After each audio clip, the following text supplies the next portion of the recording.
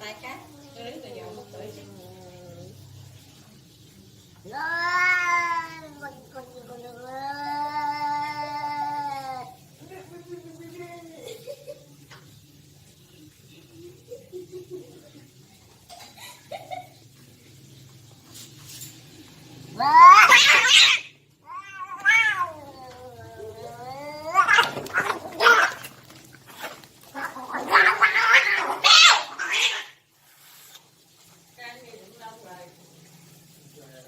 Ủa quá trời lâu luôn rồi bà ơi.